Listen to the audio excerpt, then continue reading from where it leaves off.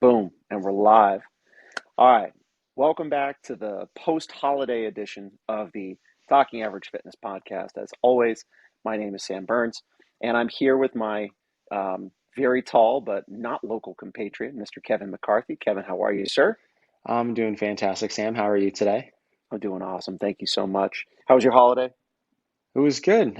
Traveled down to Savannah, Georgia, to see my aunt, my uncle, and my grandmother that live down there and do Thanksgiving with them. Very cool. So if you've ever been to Savannah, it's a cool town. Mhm. So yeah, I was traveling and all the fun stuff that goes along with that, airports and Mhm. people. And I've come to the conclusion, not the conclusion, but it's just every time I go on an airplane, it just reinforces this, that people lose all sense of morality as soon as they're like, and now boarding for flight 267 to like it's people lose their mind. Even if they're not Yeah. priority, they're not in group A, they're Yep. like in group D, they got to be at the Yep. front of the line. I'm like, my guy, the plane's not leaving without you. We're Yep. all going to the same place. Yep. Although I've come up with something, I think this might be the next breakthrough. Maybe make us multimillionaires, right? So here's how Love to you hear it. board an airline. Okay. Because you purchase your airline ticket, right? You Yes. get assigned your seat number, or you pick your seat number, whatever it is. You have a seat number. Right. But then they're like, depending on when you check into your flight, gives you like group A, B, C, D, E to however long. Here's what Okay. you do. Based on the seat number, you board the plane from the back to the front so that you don't have it all holding up in the huge tunnel thing. It's like whoever has seats in the farthest back of the plane board first, they go all the way to the back, they can store their bags and sit down, and then it Mm. just layers in that way so that you don't have well, there's someone in the middle of the plane who's trying to find a spot for their bag that's not where their seat is because those spots are filled. It's like it's a whole thing, and you take 72 hours to board a plane because everyone's going in different spots and having to move different places to load their Hmm. bags and find their seat. Just whoever's in the back of the plane, just start in the back and we'll board the plane that way. That would be a much more seamless process. Um, You I don't know, know. I so common sense dictates that yes, that should be the answer. um, Now, I know I have read previously that airlines supposedly have tried this and it does not Okay. work. And so the claim, it's not that it doesn't work. The claim is that there is not a measurable improvement in boarding time. Mm, Um, and I don't know that I believe that. I can't for the life of me figure out why they have the system they have. I've tried I like understanding like what is group A, B, or C because it doesn't seem to always be like like where people are located. right. My wife and I will travel together, and I'll be in group B, and she'll be in group D. We have Yep. seats next to each other. Yeah, exactly. So, It's literally when you check into your flight. But the thing that's wild is that it's like group A is like 5 people, and then group B is like 7 to 13 people, and then group D is always like 70. 72 people. Like it's it's the Yes. most. I'm like, what was the point? Um, Oh, Although I will say that kind of boarding system, like is way better than whatever the fuck Southwest Airlines does where it's like it's just a free for all. Sit where that you is a free want, for bags all. where you want. You just line up by the metal sticks, and all hell breaks loose. That is a line up by the middle stakes. That is probably the best example, real world example I have of why anarchy as a general system will not work. Um, Quick It's aside, I really had it's a like friend that, microcosm of like that. It's just yeah, right. Like if you yeah. needed a controlled experiment for why it's a bad idea, there you go. They Very very low cost way to test that theory. yeah. Um, okay, so here we are. It's post holiday. I hope everybody had a wonderful holiday. If you're in America, because I know we have some people who are outside of the states. Mhm. If you're in America, I hope you had a wonderful Thanksgiving. If you were elsewhere, I hope you had a wonderful Thursday, Friday, Saturday for Great end of the whatever. week. Yeah. Yeah, great end of the week. Um, and we were talking about what we wanted to talk about before this, and right off the bat, I said, do you have a topic? And you're immediately yes. Yep. Got it. And cherry So picking workouts and Yep. movements. I will give full credit to a friend of mine. Mati was like, "You guys should talk about this on the podcast." Because, like, I know Mm, Mati, one of my friends, he coaches at CrossFit City Line in Watertown, um, and he has some strong feelings about it. He's like, "You should talk about this," because he knows that we also have the strong feelings. Um, and we so I do was have like, "Oh, strong it's feelings. so many feelings." So, with that, I would like to provide you, Sam, with the soapiest of boxes that you can stand on and tell the people how you feel about cherry picking workouts. First, maybe we Well, define what that is. What for someone that's like, what do you mean cherry pick a workout? oh, okay. What does that So mean? Go ahead. that's a great place to start. So, um, without making any assumptions as to, you know, context or anything like that, right? Hmm. Cherry picking is the process of, keeping it just to workouts. Cherry picking is the process of looking at the workouts that are presented to you in a week. So, like, say your box, they provide you with a week's worth of programming at a time. So it's Monday, but I can see all the way to Sunday. Um, and you say, "Ooh, looks like Thursday is X workout, whatever it is. That doesn't look like fun. I'm going to skip that." Or Thursday's workout looks hard, or Thursday's workout looks boring, or whatever you want to Oh say. yeah, we can get into all the minutia of that Yeah. as we're going through. But essentially, cherry picking is skipping a workout, Hmm. like meditatively skipping a workout for some reason or another. Yeah. Yeah. Absolutely. And maybe you skip a whole workout because of one movement. Yep. And so, like, there are instances where people will cherry pick movements Hmm. as well as whole workouts. Yep. Um, so So we'll yeah, talk about it. We'll talk when we about talk it. about cherry picking, that's what we're talking about. Yep. Um, I mean, so I have a very black and white view Yeah. Remember, when it comes to, you are on the soapiest of boxes. yeah. Let her rip. I mean, if I was going to say anything, I'd say don't do it. Short Mhm. version is don't do it. Longer version is you are shortchanging yourself, both as a person who is pursuing fitness, defined as increased work capacity across broad time modal domains, but also you're shortchanging yourself as a human. Like, as a human to whom depth is given and added vis-a-vis varied experiences. Um, and also because, like, you should do things you're bad at. You should try things. You should try to be learning and growing, and this kind of um, the kind of natural friction that exists in our day-to-day lives. Like, you need that. This is my opinion, and Mhm. I know a lot of people who share this opinion. You need that, and if you're not chasing that at the base of it, my question is, what the hell are you doing? Like, and there's a lot of ways to answer that. People do different things for different reasons. Mhm. Um, but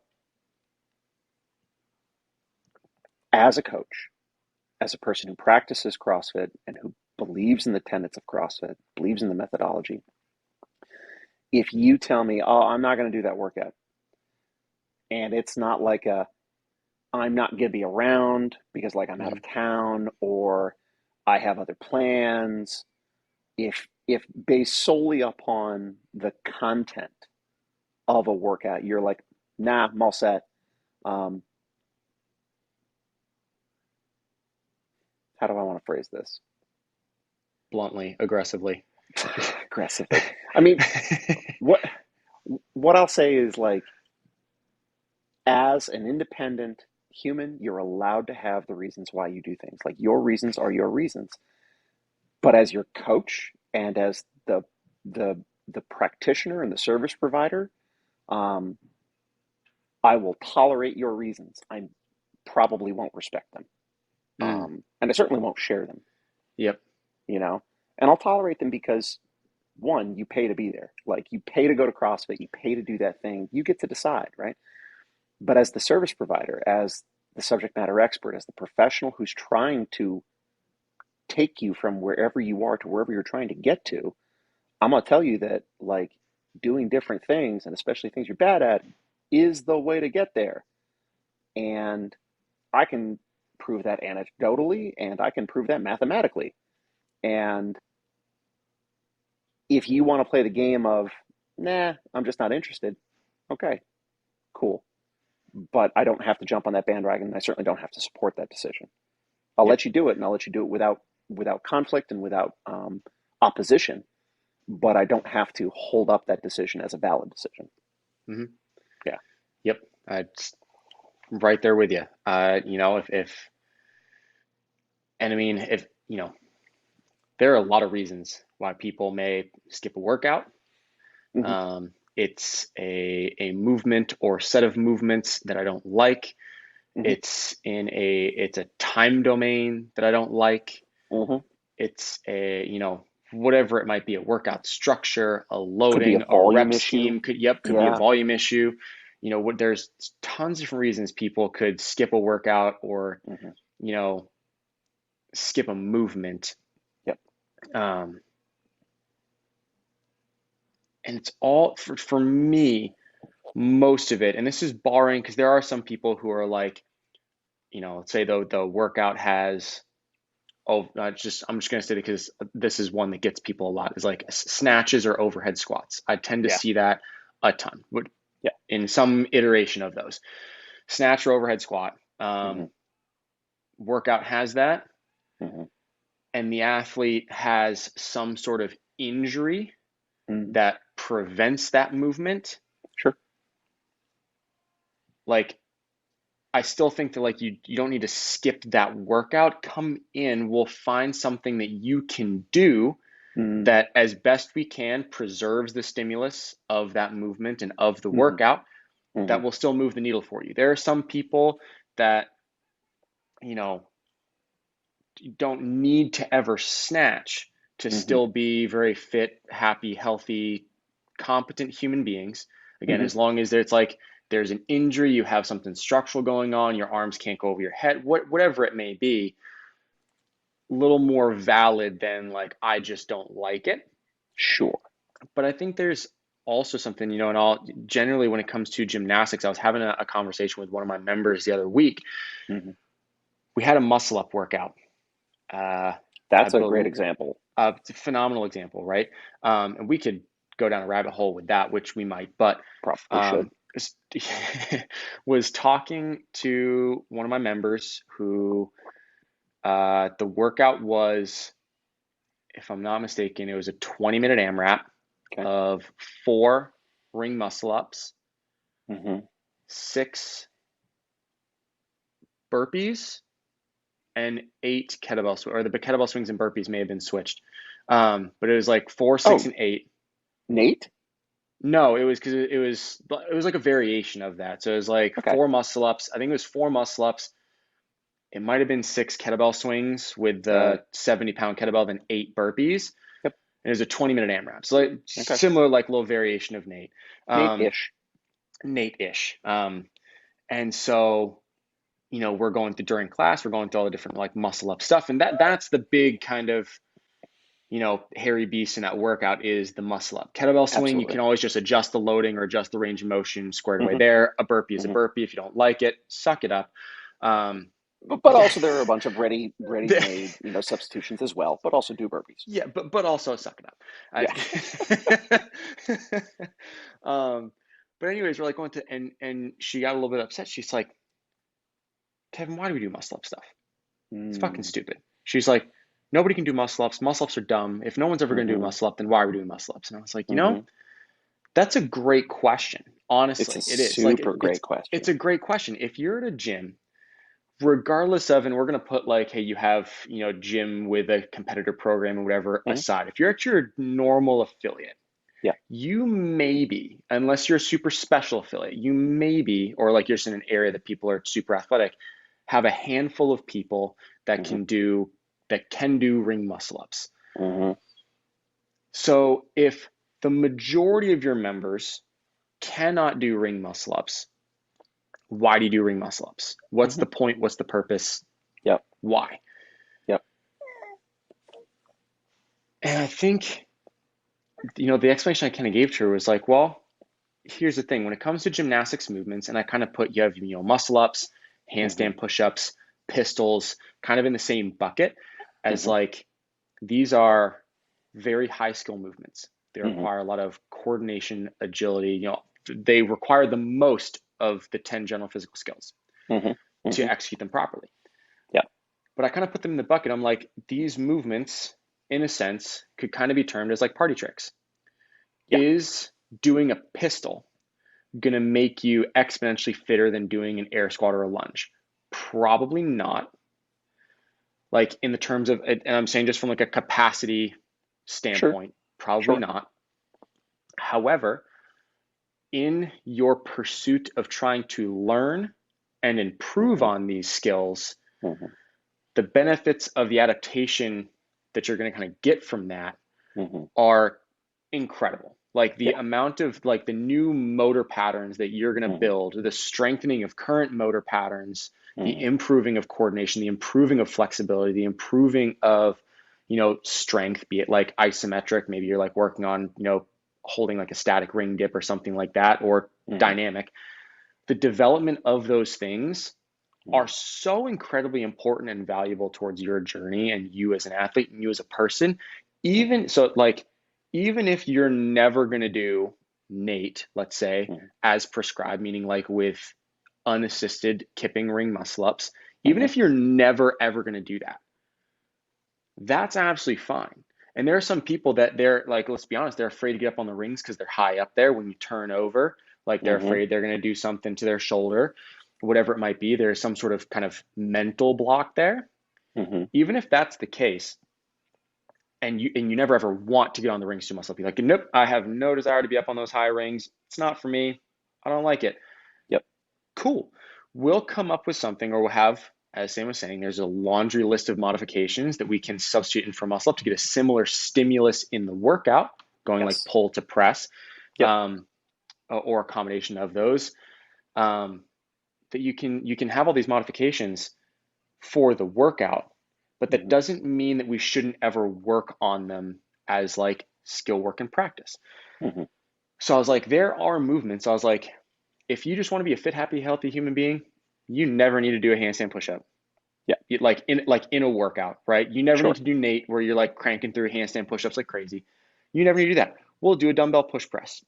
All Yep. good to go. Maybe do a pike push-up. Maybe do just a regular push-up. We're gonna do Yep. a pushing in some way, shape, or form to get a similar Mm-hmm. stimulus. Yep. But if you're like, I never ever want to get upside down, that's cool. You never ever have to get upside down. However, the things that we can practice in a progression towards that are going Mm-hmm. to be so valuable for you. It's like, just think about this. If you can hold a handstand Mm-hmm. and continue to hold a handstand as you age, even if that's wall support, I can get Yeah. inverted and support my body weight on my hands Yeah. as you age. If Mm-hmm. you're 50, 60, 70, 80 years old and you can hold a handstand, Yeah. my God, what can't you do? Right. It's like you're never going to be that person that I've fallen and I can't get up, because like you can Mm-hmm. support your entire body weight inverted, you Yeah. know? And Yeah. it's like, so that the carryover for that, even though you're like, well, I'm never going to fall and can't get up upside down. It's like, well, that's true. But if you can do that, Mm-hmm. then this scenario over here won't ever be a factor for you. Mm-hmm. And the carryover of those things really is incredibly powerful, even if you never do a handstand push up, you never do a muscle up or anything like that in a workout. Mm-hmm. So when people are like, well, I'm never going to do a muscle up, so I just skip muscle up days or things like that, Sure. frustrates me. I'm like, there's so much value in these days that you're not going to get because you won't let yourself, Yeah. type thing. Yeah. So I feel like that's kind of my frustration, is it's our job as coaches and as professionals to take care of those things for our members and our athletes. Um, that when they skip those workouts, I'm like, well, that sucks. Yeah. Well, and so like so many things flowing through my brain as I'm listening to you talk about this, And for anyone who's listening or watching this, if you end up hearing Bluey or Cars in the background, that's because I'm here with my boy, and he's currently oscillating back and forth between how interested he is in either one of those. But Mm, anyway, so one iteration, big bucket of this iteration of this discussion kind of revolves around gymnastics or skill work, the way you're describing, right? mhm, And um, even your example of the snatch or the overhead squat, right? It's not the fact that it's not the snatch portion I see, because I know plenty of people who will power snatch the hell out of a workout, but the Oh yeah. moment you ask them to get below parallel, Fuck you. or You see, yeah, exactly, like, nah, how fuck it, I'm dare out. you? Yep. Yeah, Can't and do it. that's a skill issue. I mean, it's a Hmm. flexibility and a mobility issue, but Yep. really it boils down to, do you have the skill to put your body in a position and control its transit from top support to bottom support and back to top support? Hmm. That's really the Gesundheit. That's really kind of what we're talking about there. And I Yep. see the same thing with muscle ups. I see the same thing with handstand, anything inverted. He's very Hmm. excited. Mama just came downstairs. Um, and that's a great question. I love the answer that you gave. I got the same question talking about handstand walks. Why Yep. why do I want to learn how to handstand walk? Right? Well, you don't have to learn how to handstand walk. Right. But the adaptation, the fitness that you will garner in the pursuit of that skill, you Hmm. cannot get from just playing with dumbbells. You cannot get No. from just playing with a barbell all the time. No, it's different. I mean, and It, that's a great substitution for a workout, right? You do like a double dumbbell overhead carry. absolutely. Yeah, Horrible. brutal. Like great stimulus in the workout. However, the skill transfer of that, Yeah, yeah. it's not the same. No, I 100% agree with you. well, and and we're talking about this from the perspective of, it's my job as the trainer to communicate the value here to the athletes. That's true. It is Hmm. 100% our job as the trainers. And I'm going to put the onus on every other trainer that I know and say the same thing. Yes, it's your job as well. And Hmm. and I'll acknowledge the fact that, like, I have very high standards for this Hmm. particular subject and for coaching in general.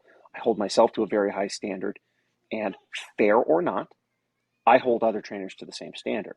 Um, Hmm. and I acknowledge that there's a discrepancy there, so I'll own that. But at the same time, all trainers should have the capacity to explain to a room full of people why we do what we do and why it's important to chase skill work, right? And you mentioned the 10 general physical skills. So, real quick, kind of like level one review, but good knowledge for level threes to Yep. revisit every once in a while. I don't know that I, Hmm. ooh, I don't know that I can rattle it off, but I'm pretty sure that I can get the great majority of stuff. So, Oh, you got cardiovascular that. respiratory endurance, right? Yep. Hmm. Flexibility, strength, Hmm.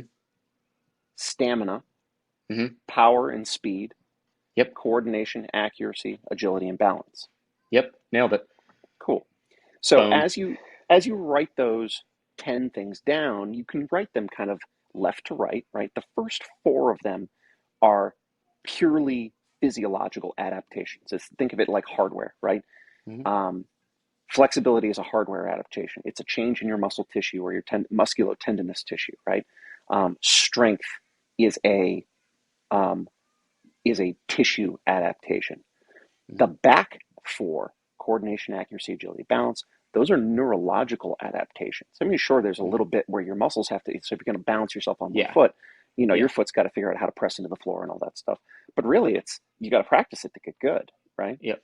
And then Hmm. those middle two, of course, power and speed, they're buckets that are filled by both, right? So Yep. a little bit of neurological, a little bit of physiological.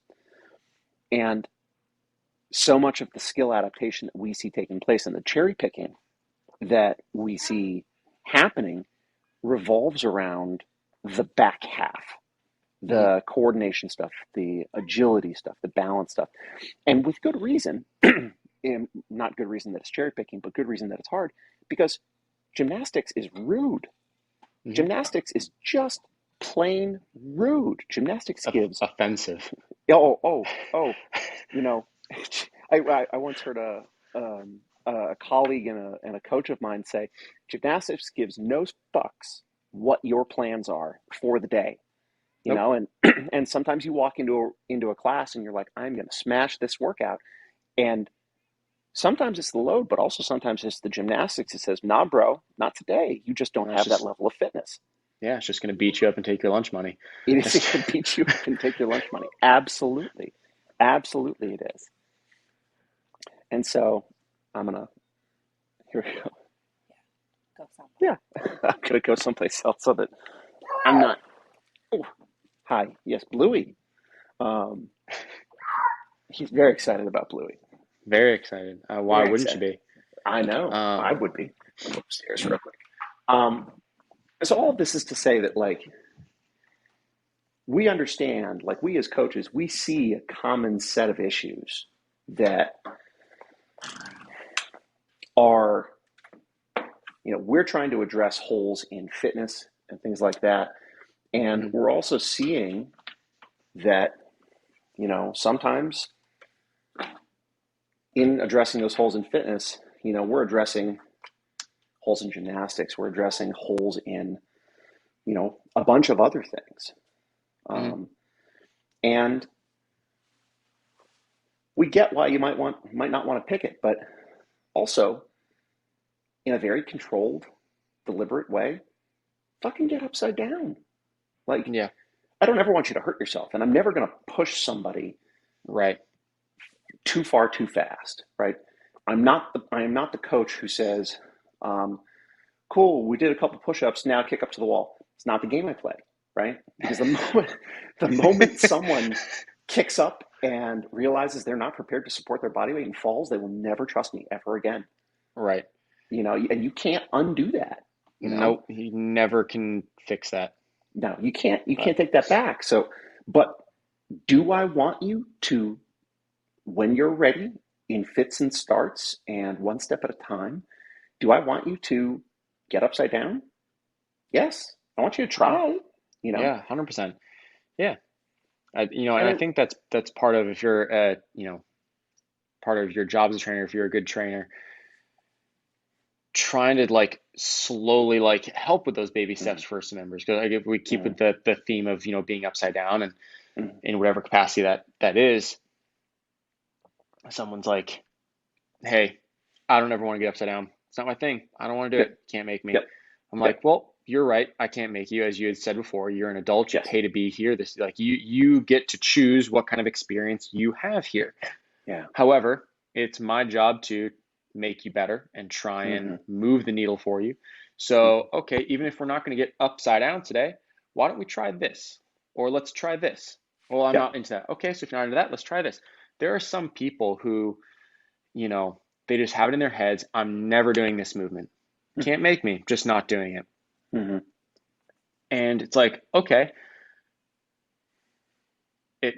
there might be a conversation maybe like outside of class. It's like, why don't you mm-hmm, want to do this? mm-hmm, Um, but at the end of the day, if I can get that person to take little baby steps, okay, mm-hmm. we're not getting upside down. Let's hold a high plank today. And your goal today is just to press through the floor, nice active shoulders, and Sure. squeeze your belly. Try and create as perfect a high plank position as you can. And Yes. that's your deal for today. That's what we're going to work on. Okay, great. Well, now all you're going to do is you're going to keep that same high plank position. You're just going to scoot your feet a little bit closer to your hands so your butt comes up. Yep. So you're Just a still little not bit. like fully inverted, but you're more into like a pike position, right? Mm-hmm. So, okay, well, if we can do that, what if we put your knees on top of a box? So now you Yep. can get your torso, you're pretty much inverted, but you're still supported by your legs. Now, Mm-hmm. what if your feet are on top of the box? Just one foot on top of the box. Mm-hmm. Okay, well, if we're there, what if we start to wall walk our way up the wall? You only come up as far Mm-hmm. as you can if you're support on the wall. So, like, even if that turns into like a decline push up looking type thing, Mm-hmm. cool. We're closer there. Now, like, you can work them there. And then once they Mm-hmm. kind of learn, it's usually from a wall walk. It's like the kicking up to a wall, the flinging themselves up tends to be the kind of like Yeah. mental block. Yeah. So, okay, even if we're never there, if you can wall walk your way up and kind of hold yourself in like a nose and toes handstand hold, Mm-hmm. like we've gone from I'll never get upside down to at least I'm doing some iteration of it. Even if we're never kicking upside down or we're never kicking up into free space and walking on our hands, Yep. absolutely good to go. That's Yeah. cool. Yeah. But the adaptations that come from kind of like progressing it along, and that comes from just every once, every time we're doing something upside down, let's try this a little bit more. Let's try this a Mm-hmm. little bit more. Mm-hmm. Um, and sometimes it's not perceptible to them. You like they're getting into a position in like a pipe position in the box, and I'm like, oh, walk your hands a little bit closer. They're like, oh, I thought it was pretty vertical. I'm like, oh, you were almost there, just like one little half step closer. Yeah. And it's like they can't see where they are. They can't see that now their torso's inverted. Hmm. Because it doesn't feel that way. When if you ever been in a piked position, it doesn't feel like you're inverted, but then like Yeah. when you look at it, you're actually like torso's inclined back towards the box. Hmm. And it tells you that like pike position on a box tells you exactly how tight your hamstrings are. um, and so anyways, you get them and you're like, oh well, that position you were just in, like your torso was vertical, like you were perfectly Yeah. inverted. They're like, oh really? Yeah. I'm like, yeah, it wasn't so bad, was it? And they're like, oh no, it's actually pretty okay. I'm like, cool, then we'll stick there. Like you Yeah. know, keep them feeling good about it. You can start to move that needle for them and keep progressing it along. Um, There's so much to unpack in what you just said. And for any trainers who are listening, Kevin just gave a really fantastic series of examples from how to take an individual from body essentially parallel to the ground to full inversion in baby steps, right? the Um, babyest of steps. Yep. This. but all of that started with like before you ever got there, you said have a conversation outside of class with that individual and ask why. Like there's a reason people Mm-hmm. don't do stuff, and Yep. there's a reason that humans don't do things, um, and a lot of times it's fear or it's trauma. There's something, not trauma in the big awful things kind of way that we often hear about when we use the word trauma, but like emotional or psychological baggage associated with something, you know, Yep. I was and upside down once and I fell and now I never want to be upside down again type thing, you know? right, or like I So almost fell, and that can be scary enough, you know. yeah, the moment where you're like your life flashed before your eyes when you're like walking Yes. down the stairs and you miss a step and you Yeah. Yes, exactly that. So like first of all, that's real. That's 100% yeah, real.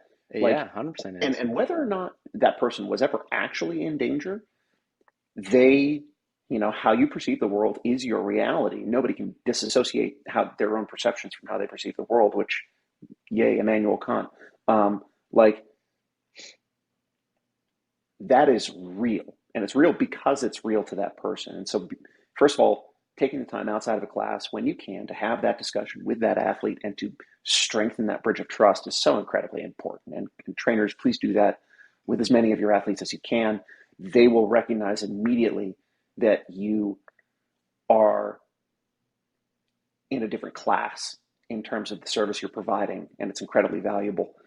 Second, understanding having a deep toolbox of substitutions, um, or scaling options or modifications to take an athlete from one position into another position over time.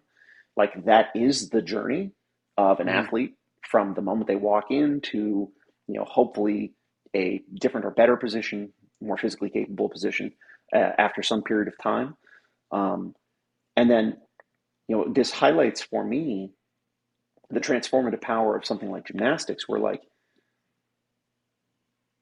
I very often say, I can walk into any CrossFit gym in America and I can find a handful of men and women over the age of 30 who are fully capable of kicking up on their hands and just walking or handstand push-ups, right? Mm-hmm. I can't walk into most high schools in America and say the same thing, right? And so Yep. that these people in their 30s or 40s or 50s have learned that skill. They were not gymnasts when they were adolescents. They Mm-hmm. got fit in their 30s and figured it out. Like, that's huge. That's like, that's not something to be hastily cast aside. That Mm-hmm. people come in and, this practice, this day by day iterative process of very little challenges building upon very little challenges, like you're adding wrinkles to your brain, man. Like you're increasing your capacity, not just physiologically. Like that's an incredible thing. People get their lives back because they Mm-hmm. learn how to do a push up or they learn how to do a pull up, you know? And that is a deep well that you can journey into, and it's limited only by your willingness to work hard. Um, and also like practice.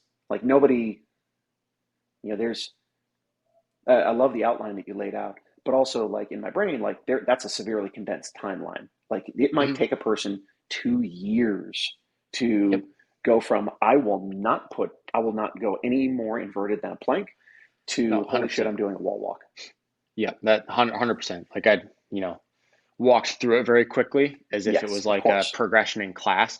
But that like that person that is has that fear of being upside down Hmm. is not going from a high plank to inverted on the wall in one class. It's not Yeah, happening. That yeah. that could be weeks, months, years, depending on like their willingness to adapt to it and give it a Hmm. try. But there are Hmm. sometimes you're like, hey, let's try putting your foot up a little bit higher, and they're like, nope, ain't having it today. You're like, all right, cool, then we'll just stay there. Like like Absolutely. you don't need to push that anymore because the more Yeah. you push that aggressively, you kind of have to read the room. But it's like the more you kind of push that aggressively, the more they're going to kind of shut off to it. Yeah. It's like letting them know that like, hey, it's okay and 100% fine to be where we are and just Hmm. keep practicing that, whatever level that is, keep Hmm. practicing that. Yeah. Um, but then like when it is time and when they are ready, like let's just move it that little bit. Hmm. And little bit could mean very different things for very different athletes depending on where they are in the whole thing. Absolutely. There's a Yeah. whole spectrum and so much nuance to this, but I think it comes back to like everyone has their why they don't do Hmm. something or don't like to do something. Hmm. And if we as trainers can guide them in the way that practicing this thing, working on this thing, getting better at it will benefit you. Not it might Hmm. benefit you, it will benefit you. Absolutely will. 100% will. Yeah. 100% of the time, every time, it will Yeah. benefit you. Um, then we can hopefully start to guide them kind of towards that. And you know that if we were able to do that 100% properly the entire time, Hmm. then you wouldn't see cherry picking Yeah. because in an ideal, like all your members are educated about it, you've Hmm. worked with each of them starting to move the needle. But um, I don't know if we'll ever see a world without cherry picking because even if people don't cherry pick workouts, they're Hmm. gonna nope, I'm not doing this movement ever. Yeah. Like, okay, at the end of the day, like I mean, there are some members that across my time of coaching, not just Hmm. currently, but past, present, future, I'm never doing this. Yeah. And you can, like you have the conversation with, they're still, I don't, nope, I'm never doing this. Okay. It's and it really does come back to it's, you know, you're paying for your experience and you pay your membership here. So if you really, truly 100% never ever want to do whatever this thing is, Yeah. I can't make you do it. Yeah. I can give my suggestions, I can give my thoughts and reasons, I can try Yeah. and reason with you, but at the end of the day, I can't force you to do it. Hmm. So that's just the thing. But then I kind of come back to like, for most things, most movements, again, Hmm. barring an injury or some sort of anatomical, like physically can't do it, Yeah. it's generally a movement they don't like. Hmm. Generally, they don't like it because they're not good at it. Hmm. The reason they're not good at it is because they don't do it, but they don't do it because they don't like it. They don't like it Yeah. because they're not good at it. They're not good at Yeah. it because they don't do it. So it's Yeah. a self-fulfilling prophecy. Yeah. Vicious cycle. You have super vicious cycle. Hmm. Um, because that's just the thing. If you don't like a movement, it's probably because you're not great at it. You're either like you take class with overhead squats, and if there's overhead squats in it, like you always finish last and you hate that and it pisses you off. So then you're like, well, I'm just never going to do any of the overhead squat workouts ever again because I hate Hmm. that feeling. It's like, well, you'd be better at overhead squatting if you worked at it and Yeah. kept practicing it. As Sam has said, like it's a skill. Yeah. Even though it is a barbell movement, the Hmm. positions, the mobility, the timing of it Hmm. is a skill. Yeah. The balance, the coordination, the agility you need for a overhead squat is a neurological development. Hmm. So it is a skill that you need to develop to be able to do that well. Yeah. Um, so it's like if you worked on that and you made it better, you would be better at that movement. You would enjoy those workouts and you'd be fine. It wouldn't be a problem. Hmm. It's But that kind of stuff's hard. it's so hard, and It's so hard. We've talked about it, right? Spend 10 minutes in the bottom of a PVC overhead squat and make that shit perfect. Well, and that's a really It's good so hard. segue. That's a really good segue to the other camp that I see when it comes to cherry picking, either movements or workouts, is the unsexy, difficult stuff. Mm-hmm. Um, I'm going to throw a couple examples out here into the ether, and anyone who's listening, see if you can identify with any of these. Um, uh, Open workout 12.1, which was AMRAP 7, Oh, nothing but burpees, 5K dude. run, multiple Oh, 800-meter intervals running, 2K row day, 20 or 10K row day, or 5K row day. Like, um, essentially any single modality, um, long endurance piece or short sprint piece, anything that's not a fucking five movement chipper with a barbell, a kettlebell, and a you box, a know pull-up bar, and a a perchy and box. pantry. Yeah, exactly. Like like the unsexy stuff. Um, Yeah. I've lost count of the number of times 5K run gets programmed, and all of a sudden your class attendance goes from 15 people every class to three, Yep. and that is Yep. absolutely an example. We had a I can remember specifically an instance where what was programmed was uh, multiple 800-meter intervals and then multiple 400-meter intervals and multiple 200-meter intervals. It was pure running workout. So good. So Yeah, good. like and and I had horrible attendance. People just bailed out. People who are diehards, they show up Mm-hmm. like 8 times a week. It's a problem. They bail out of that Mm-hmm. workout, and the weather happened to be bad, right? So it was like Yep. raining, and they were like, "Well, I don't want to run in the rain." And my thought was, why do you think I would make you run in the rain? You know, like I'd swap it out. We'd make it a rowing workout. We'd make it a biking workout. But the point is you hop on a machine or you get outside if it's nice weather and you focus on some cardiorespiratory endurance. Which is Mm-hmm. to build endurance. It's typically got to be a longer duration type deal. Yeah. Um, and So you're so much nicer than me. People like running workout when it's raining. They're like, I don't want to run when it's raining outside. You're gonna fucking melt. but like I get it. Like, and also like depending on how the running No, path is, it yeah. could be a safety consideration. There's a lot of things, right? And No, also I like generally, yeah, go I ahead. generally start with that and then Yeah, see who's like hardens up a little bit, and then people are like, "No, I still want to row." I'm like, "Okay, you can row. You're fine. Let's go." yeah, But generally, there are some people who like they come in like, "Oh, like it's like if it's like a torrential downpour, like it's coming down. Like, no, I'm yeah, not gonna make you run. Someone's gonna slip. Someone's gonna break their ankle. Someone's gonna absolutely. like slip and slide into the woods and never be seen again." Mm-hmm, Um, but it's if it's like a little sprinkle, like a little drizzle outside, mm-hmm, mm-hmm. like, "Oh, I don't want to run. It's raining outside." I'm like, "You gonna melt? Like, Yeah, what are you concerned about?" And they're like, "Oh, well, no." I'm like, "Was it cold?" No, it's like 70 degrees. So I'm like, "Oh, what's the problem?" And they're like, "Oh, okay, I guess I'll run." And like, you'll get like some people are like, "Oh, as soon as you walk up, you walk really like, yeah, I'm just being soft." And yeah, like, that sounds mean to say, but like sometimes it is the case. Like it, people just bad weather, like just being a little soft. And yeah.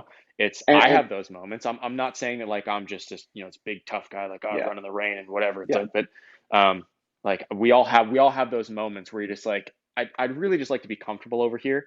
Mm-hmm. Um, and it's like, well, we can harden up and do something hard and it's fine.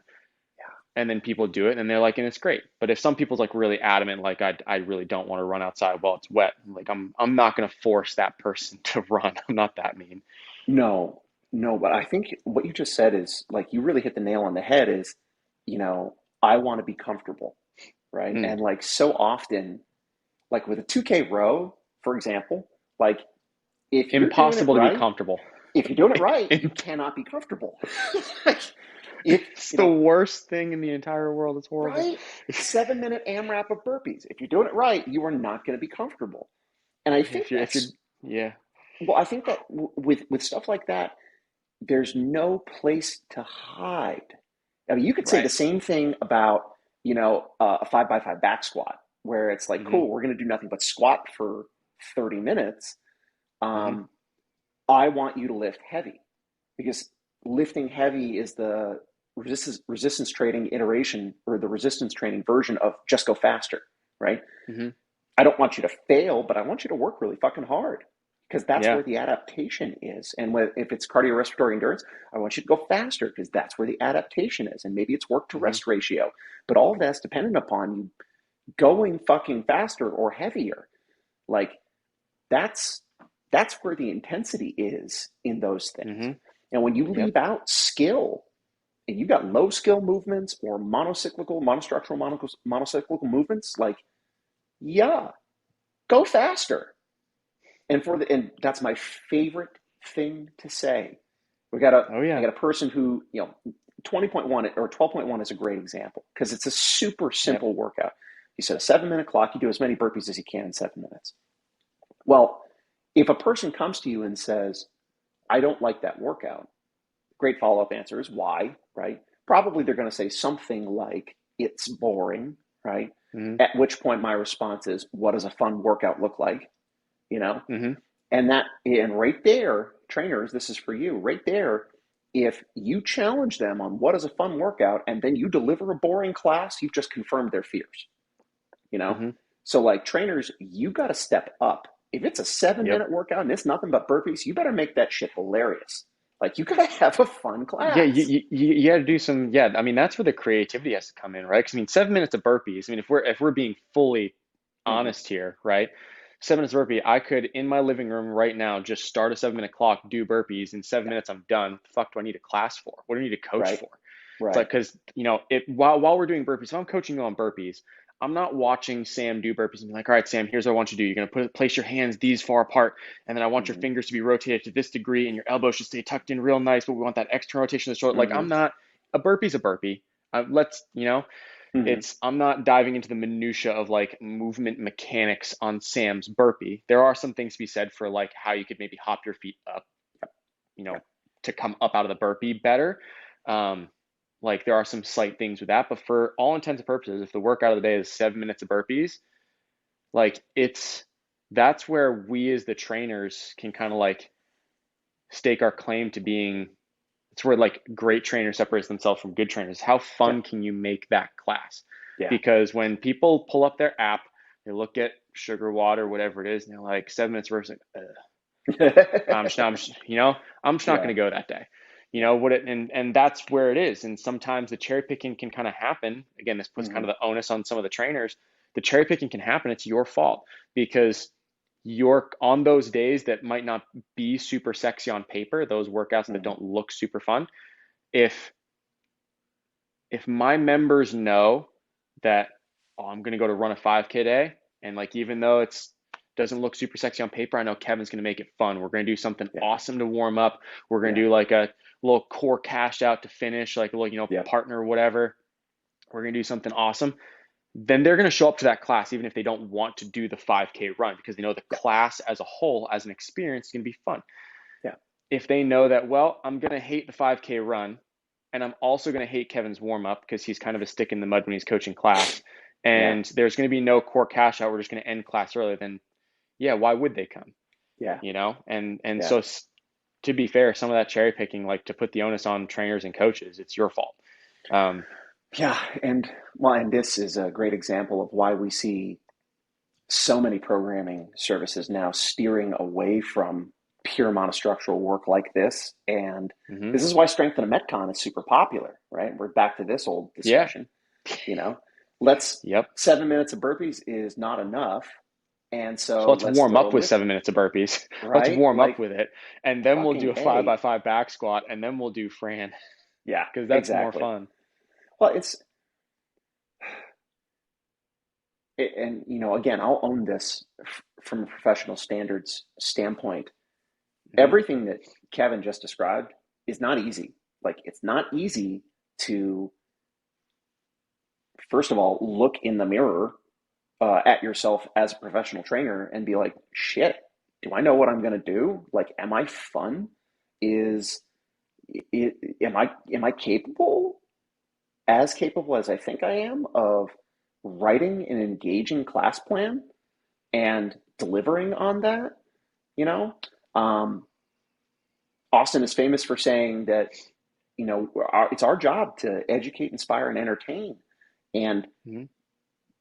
in a class where the only thing is 7 minutes of burpees or a 5K run or 2K row, like there's no room to hide. And that also means there's No. no room for mediocrity. Hmm. And to your point of distinguishing good trainers from great trainers, lots of people can run that class. Great trainers will have their members telling their friends about that class, Hmm. and Yep. like, and I've been so lucky to experience that kind of thing. And, you know, running can be taught, rowing can be taught, burpees doesn't have to be super crazy technical, but can be taught. And there are Hmm. some people in your affiliate who are ready for crazy high, like practically competition specific pointers for a burpee. Hmm. Some people just need to be appropriately warned before they Hmm. give their all for Yeah. That's And that's the thing is like I feel like, and again, we're kind of like a little bit off the topic of cherry picking stuff, but like a proper warm up, yeah. like my God, like if what was it? I believe it was Glassman, and I could be getting the numbers wrong, but like it was like if your workout is 20 minutes, Mhm. you need like a 5 minute warm up. Yeah. If if your workout is 5 minutes, you need a 20-minute warm up. Yeah. And it's like if you're gonna like drop the hammer, Mhm. pedal to the floor, Jesus take the wheel type approach to a workout, if you're gonna hit it like that, then Yeah. um, you need to be fully greased Mhm. before you dive into that, Mhm. because there's a whole bunch of like physiological mechanisms at play if Mhm. you don't warm up properly and then go fully bonkers on a workout that will make that not pleasant. You won't get the most out of it. Mhm. Um, your body will find ways to slow you down if you're not primed for that level of intensity. So, you know, I I get made fun of a good amount of time. And I mean, another shout out to Greg Martino, the old Greg warm up. Um, when I'm giving uh, my classes, we've turned them into kind of like practice rounds. Mhm. To say, okay, we've taught the movements. I've given you your efficiency pieces that you need for that day. I'm trying to set you up properly for this. We've gotten things like generally warm in terms of like blood's flowing, joints are Mhm. moving, like you can get full range of motion, everything, Yeah. any creaks and snap, crackle, pops are all taken care of. It's like now I need to prime you for some intensity. Mhm. And so like I have people go through generally like mini rounds. And again, there's a whole lot of nuances. There's different ways you can do it. But like for the sake of the argument, like some mini rounds of whatever they're going to do. Yeah. Take the movements. If the workout is like sets of 50, we're going to go through like maybe 3 rounds of 10. Yeah. Easy. And people will sit there and I can also use it for this too, for kind of like, scaling whatever. Because we have a loaded movement, right? We're Mhm. doing deadlifts and something. And I'm like, all right, guys, we're going to go through 3 rounds, 10 deadlifts, 10 burpees. I Yeah. want you guys to hit it hard. Your deadlift should be unbroken. I want you out of breath. I want your heart rate up. We're going to take a nice break. You can go to the bathroom, drink a water, the whole thing before we burn it down. But I need you guys to like basically spike your heart rate, get your system primed and ready for some intensity before we dive in. You're going to get more out of it. But then also, a little trick for any trainers out there listening, you always get people like, oh, whatever. It's like, well, here's the deal. If you are scared of doing sets of 10 with your deadlift load that you're going to be doing 50 with later, Yeah. it's too heavy for today. Yeah. Like if the warm up rounds scare you, consider knocking it back a little bit, So you can kind of use as a little measuring stick as well for people to make some good life choices during your break afterwards. Maybe bring the workout load because you're not going to get any less fit by going lighter and faster. I'll tell you that. Yeah. And, always things to remember: lighter and faster wins the day, and Oh, really just, always. seek intensity. Um, Yep.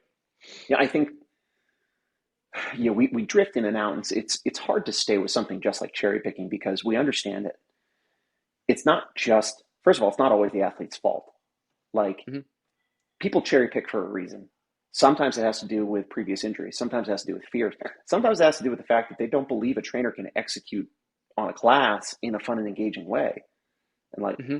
all of these things can be addressed, and sometimes my job as the trainer to address them with the athlete and do what you did and help them to understand that there are infinite options to scale something Hmm. like a handstand push-up or a handstand walk.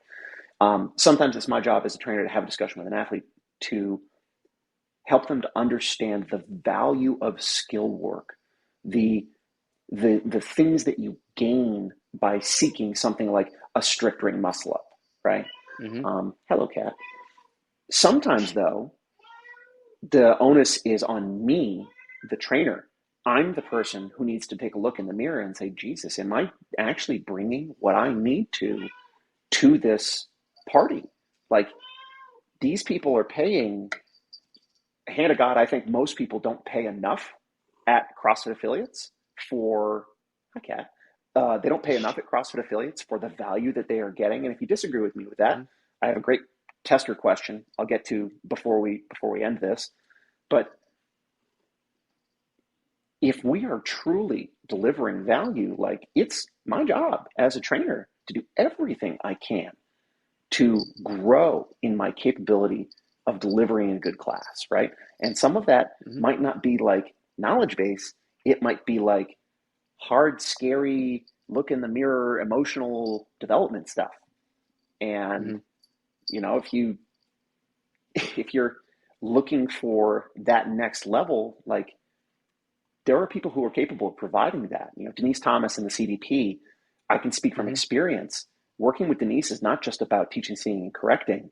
It's, you know, deep reasoning for why you make decisions you make as a trainer. And, Hmm. I'll never forget the the professional coach article. I think it was Joe Maisley who, like, the Yeah. button on it was another, I think it was Denise, told Joe, your classes aren't fun. Yeah. Like, I mean, that's like, a hard pill to swallow. yeah, just like, hey, like, I think that the quote in there was like, you're a great trainer, you're no fun, like your classes aren't Yeah, fun, yeah. and it's like, whoa. I mean, Shot to the gut. Denise, yeah, but I mean, like, I've had the genuine pleasure of being humbled Mm. by what many seminar staff trainers, but by Denise. Um, she was doing a CDP with Christina, Yeah, and yeah, when Christine had first moved to the Boston area, yeah. we're at CrossFit Boston, we're doing the thing, and um, I had gotten to a point where like I thought I was a really good trainer, Mm-hmm. and I knew my members so well and had like such relationships with them Mm-hmm. that like I didn't like, just to be fully honest, like didn't have to put in like an absurd amount of effort to like know that Mm-hmm. you need to fix this and you should use this weight and you're going to do this option over here. Like it was a little more like just robotics, not the word I'm looking for, kind of like autopilot. You're kind of flying on Right. autopilot type deal. Well, if we're So being really honest, complacent is probably the word. yeah, yep, 100%. So yeah, had gotten complacent with how I was doing things. Denise and Christina observed, I Mm-hmm. believe it was two of my classes, one or two of my Mm-hmm. classes Mm-hmm. for Christina's CDP.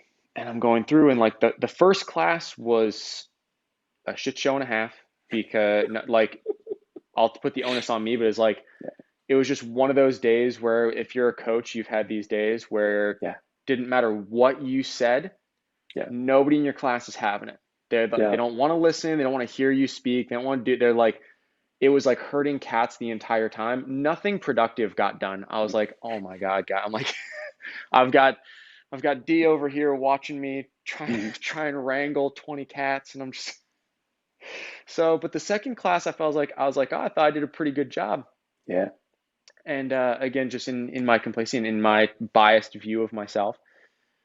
And so Janice's like, I have some feedback for you if you want. I'm like, yeah, dude, I'd always love some feedback. And I thought it would be something, little like, oh, you could call some more reps or, Mm-hmm. make sure you're positioning yourself properly to see this. Like just, Can't just like wait a for little this. tweak here and so a little tweak here and there.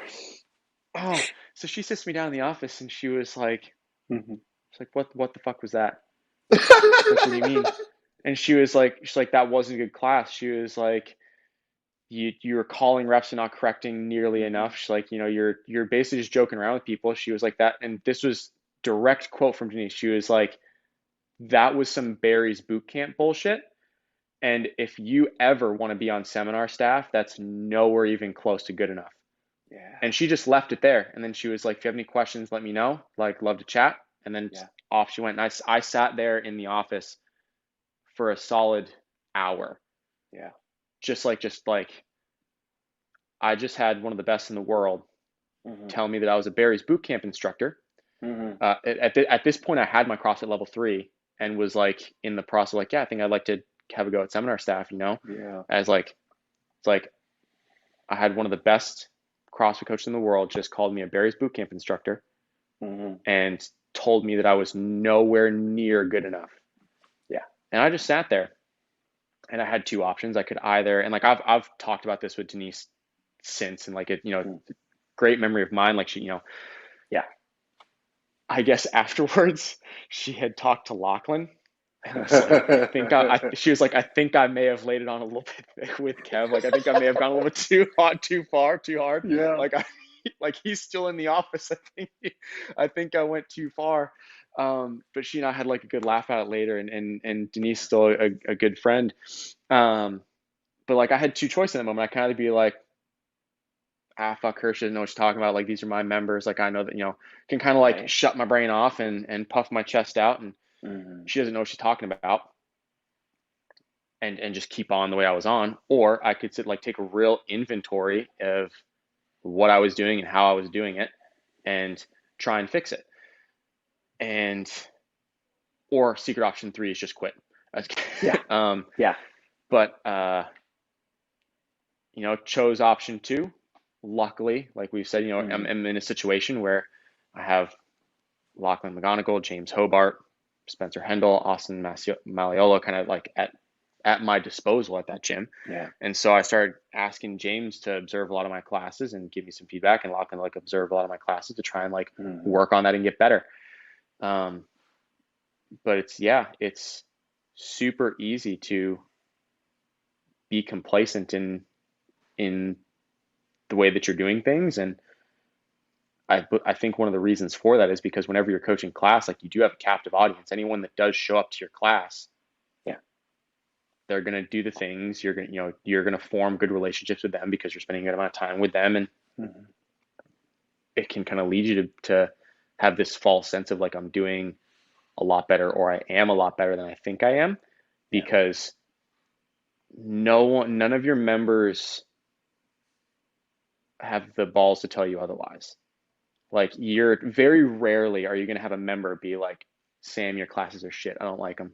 Yeah. Like it's not going to, they might talk amongst themselves, but like if the 7 a.m. class is the time they can come to, and I'm always coaching the 7 a.m. class, even if they don't like me, they're probably not going to quit their membership just because of that. They're just going to come and deal with my classes. Yeah. But because they seem like they're having fun and we're having a good time in class, like makes me like, oh, I'm this awesome trainer guy. Yeah. So it's tough. That is tough. And It's I, tough. It's tough. Go ahead. well, so like, first off, like that's an incredibly, like that's a very like close to the best thing to share. Right. And Mm-hmm. like, thanks for sharing that. And that's, that's personally something I think more people need to experience, because they, Mm-hmm. and I think that that's a great word to use.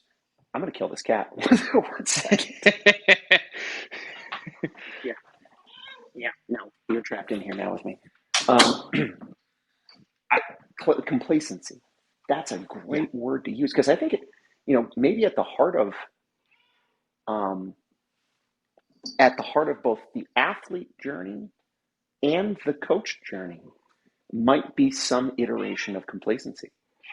Mm-hmm. On the athlete side, it looks like I get complacent with how hard I'm willing to go in workouts. I get Mm-hmm. complacent with how much I'm willing to work on things I'm not good at. I get Mm-hmm. complacent with chasing the letters RX after my score on the whiteboard, because You get can't, complacent with the weight that you're using. I've gotten strong enough. I can lift this weight in workouts. Why do right, I need to lift more? You right, know? I, right. And and everybody gets to decide. And like that's it, and I love the way you described your reactions. Like I can shut down, I can quit, or I can evaluate and I can, or I can evaluate and kind of see what opportunities there are to grow. That's the same for everybody, right? Like the Mhm. athlete can choose to shut down, right? I'm as good as I'm going to get. I don't want to get any better. I'm going to stick right here. They can quit, and sometimes that does happen. They choose, and quitting can look like a bunch of different things. It can look like going to a different gym. It can look like stopping. They're going to stop taking classes, and now they're going to do, you know, competitive programming in the corner of the room, which is a whole other Mhm. topic. Um, Yeah, yeah. I with trainers like I've been there too, and we don't have to go tit for tat on stories, but I will say I'll make this a blanket statement, and this might be a good place to end for today. Um, though every single time I have grown, it has been because I am experiencing something uncomfortable, right? Like Mhm. I fervently believe that you don't get to grow and become better, stronger, more capable, insert adjective here, without stepping outside of your comfort zone and doing things that you are not good at, you know? And there's bound to be some kind of um, emotional component to that. It's hard to look in the mirror and be honest about what you see. And, that's both sides of the whiteboard. And so, to trainers out there who, might have been on the receiving end of a hard piece of feedback at some point, and you chose to write that off or to quit, I'd encourage you to go back and reevaluate. You're never going to become a lesser person for doing self-evaluation. Cattail. Um, for the athlete who for whom things are challenging or they don't like certain things, I would encourage the same thing. Look in the mirror and be honest with yourself about why you don't like those things. And Mhm. of course, as we've said before, you pay to be there. You get to choose, right? Um, but that doesn't mean we aren't shortchanging ourselves in some regards, in terms of Yep. personal growth, physical growth, things like that, when we choose not to do that hard introspection. Um, and from me, that's probably the deepest version of this discussion we could probably get to. Um, Yeah. Final thoughts, burning desires, Mr. McCarthy? Um, don't cherry pick. Don't cherry pick. Yeah. Just yeah, TLDR, don't just cherry come pick. back to it. Yeah, just don't cherry pick. If there's movements you don't like, again, barring any sort of injury or something with that, but even if you are injured, come into the gym. Mhm. There's always something we can do to modify something, allow you to still get a workout in, as long as Yeah, it's not like a schedule conflict, like, hey, I just can't make class. of course. Come into the gym, Yeah. do the thing. If there's movements you hate, do them more. If and that's really just it. If there's movements you hate, do it more so that you Yeah. can learn to, even if it never becomes your favorite movement, it's probably not gonna, Yeah. but you can at least make your peace with them, Yeah. and make it so you don't hate that movement. Well, or that Um, movement doesn't control you. right. So it's and just gotta, I don't know, get comfortable being uncomfortable, Amen. and that's what that takes to get better at those things. Like if you hate snatching and overhead squatting, it's probably because you're not comfortable in that movement. So Yeah. you got to get comfortable in that movement, and the only way you can do that is by doing it more, by practicing, by walking through the flames. So Yeah. It does not happen by there's accident. yep, nope, there's no way to the other side except through. You can't go around, can't go up and over, under. You have to go through. Yeah. Um, and that's just it. Yeah, Yeah. that was good discussion. We touched on a lot of things on that one. Yeah. It was a lot wider than I thought it might end Went up from being. something as went from something as simple as just cherry picking workouts to touch on all sorts of different aspects of it. But it Yeah. was good. I liked it. I like it. Ditto. Well, ladies and gentlemen, whoever's watching or listening, thanks for tuning in. We'll be back technically later this week with Yep. another episode at some point. We'll figure out what the heck we're going to talk about. We should probably reach out. It's about time to have another guest maybe, and figure out Ooh, if there's okay. someone else we can con into coming on. And at some point, we have to schedule another revisit with Mr. Barber. We do. But We do. we'll figure all that out. We'll let everybody know. Kevin, as always, thank you so much. Always. Thank you. Yeah, and everybody else, stay cool. We'll talk to you soon. Chat with you later.